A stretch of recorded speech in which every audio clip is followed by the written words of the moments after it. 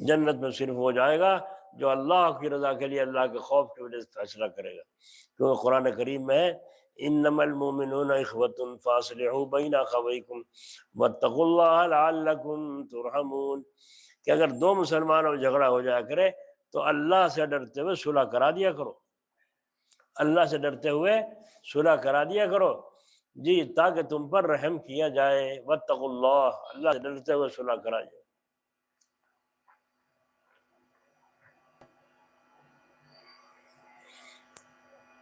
دیوبند میں مولانا یعقوب صاحب رحمۃ اللہ علیہ، اللہ ان کی قبر پر رحمت فرمائے، جو دیوبند میں جھگڑا ہوتا وہی فیصلہ کر دیتے، نمٹا دیتے، چلو چھٹی بازی، لڑا نہیں کرتے، کر دیا کرتے، لوگوں کو ہو گیا کچھ کو جلن۔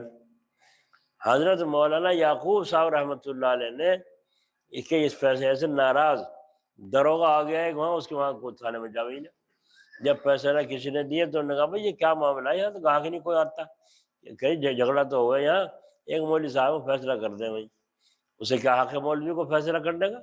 ابھی تو وہ بتاؤں گے کیا حق ہے، کرتے ہیں وہ۔ فرمایا اچھا، بس دروغہ ڈنڈا لے کے گھوما، پولیس والے دو پیچھے پیچھے آگے آگے۔ اس وقت اتنا رعب تھا اس زمانے میں کہ پولیس والے تو پولیس والا ہو، چپڑاسی سے بھی لوگ گھبرایا کرتے تھے، اور آج کا دور تو ایسا، ڈی ایم سے نہیں گھبراتے۔ تو وہ آ گیا، دکان نے بند ہو، دروغہ بگڑ رہا ہے، دکان نے بند ہوتی چلی گئی، پتہ نہیں کس پہ زوال پڑے گا، بازار بند ہونے شروع۔ پہنچتے پہنچتے دروازے چبوترے میں مولانا ہی کھڑے تھے، ان سے مل بیٹھا، کہنے لگا ارے ملا جی، ہاں جی، کہ تمہیں پتا مولانا یعقوب صاحب کہاں رہتے ہیں؟ فرمایا کہ مولانا یعقوب صاحب کو پوچھتے ہو کہاں؟ محمد یعقوب میرا ہی نام ہے۔ اچھا آپ ہی ہیں وہ مجسٹریٹ؟ نہیں تو میں مجسٹریٹ نہیں ہوں۔ آپ فیصلہ کر رہے ہیں؟ ہاں فیصلہ کرتا ہوں۔ کیوں کرتے ہو فیصلہ؟ فرمایا اللہ تعالیٰ کہہ رہے ہیں انما المؤمنون اخوۃ فاصلحوا بین اخویکم، اللہ تعالیٰ نے فرمایا اچھا۔ تو دروغہ کیا کرا، کتابیں پڑھتے پڑھتے دماغ میں خشکی آ گئی، ساری خشکی نکال لوں تیری، مطلب ایسا کہ ڈر جاؤ گا، فیصلہ کرنا چھوڑ دے گا، گاہک وہاں آنے لگے، تھانے میں آنے لگے، تو تمہارا دماغ صحیح کروں۔ تو حضرت نے فرمایا تو کو دماغ صحیح کرو گے؟ انہوں نے کہا چاند رات کی ہے، امید ہے چاند کی، یا تو آج چاند نہ ہوا تو کل کو، پرسوں کو تمہارا دماغ صحیح کرا دوں۔ حضرت نے فرمایا تم تو بہت دیر لگاؤ گے، ہم تو کل کو ہی کرا دیں گے، تم تو بہت دیر لگاؤ گے۔ وہ تو چلا گیا، وہ تو چلا گیا، ذرا بھی ڈرنے کا کام نہیں تھا۔ اللہ تعالیٰ سے درخواست لگا دی اللہ یہ ظالم اس قابل نہیں ہے کہ لوگوں کی ہمدردی کرے، اس کا انتظام فرما۔ بس وہاں تو وہ مجذوب صفت تھا، سلسلہ اویسیہ کے تھے، مجذوب صفت تھے، بس آپ کی دعا عظم اللہ کے قبول ہو گئی۔ فجر کی نماز سے پہلے ہی دوسرے راتوں رات چلا ایس پی وہاں سے 2 گھوڑوں کی بگی لے کر سہارنپور سے، اور صبح آ کر کے وہاں سے کر لیا تھانے کا دیوبند، کیا معاملہ ہے کہ فلاں دروغہ کی گرفتاری۔ کیوں کہ کوئی کیس جہاں سے یہ تبادلہ ہو کے آیا ہے وہاں کسی حاکم کا قتل ہو چکا ہے، اور راتوں رات سی آئی ڈی نے خبر دی کہ اس قتل میں اس دروغہ کی بھی سازش تھی،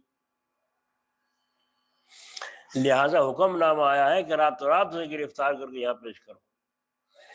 بس پکڑ لیا اسے دروغہ کو، اور پکڑ کے ہاتھ میں ہتھکڑی، پاؤں میں بیڑی، اور گلے میں توق ڈال کے یوں ڈالا تانگے میں، اور وہ ڈپٹی ایس پی صاحب پیر رکھ کے اس کے اوپر تانگے میں بیٹھے پیچھے کی طرف۔ جب بیٹھ گئے تو اس نے اپنے بیٹے کو کہا بیٹے مولانا قاسم صاحب کو لے کر مولانا یعقوب صاحب کے پاس جانا، میرے سے غلطی ہوئی، مجھ سے معافی معافی مانگنا، اور یوں کہنا اگر مولانا نے مجھے معاف کر دیا ساری زندگی انشاءاللہ تعالیٰ غلام بن کر رہوں گا، میری غلطی کو معاف کر۔ وہ تو یہ سوچتا تھا جتنے اور ملا پھرے ایسے ملا یہ بھی ہوگا، اسے کیا پتا تھا یہ ملا اور ہے وہ یہ اور ہے، ایک کچا ملا نہیں ہے، پکا ملا ہے بس۔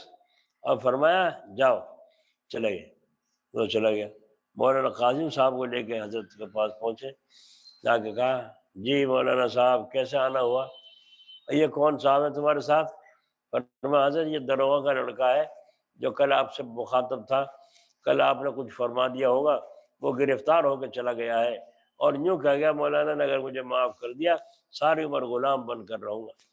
تو آپ نے فرمایا، وہ غصے میں آ کے فرمایا مولانا آپ ظالم کی سفارش لے کر آئے ہو، ظالم کی سفارش لے کر آئے ہو، ہمارے دماغ میں خشکی بتاتا ہے کتابیں پڑھنے کی وجہ سے۔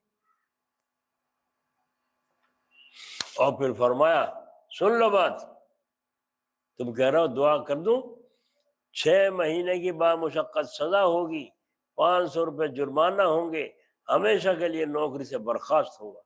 بھائی اتنا جب کہا مولانا قاسم نانوتوی رحمۃ اللہ نے منہ پہ ہاتھ رکھ دیا، فرمایا حضرت رحم کرو بس، جو کہہ دیا ہو گیا، جو کہہ دیا بھائی یہی ہوا، ہمیشہ کے لیے نوکری سے برخاست ہوا۔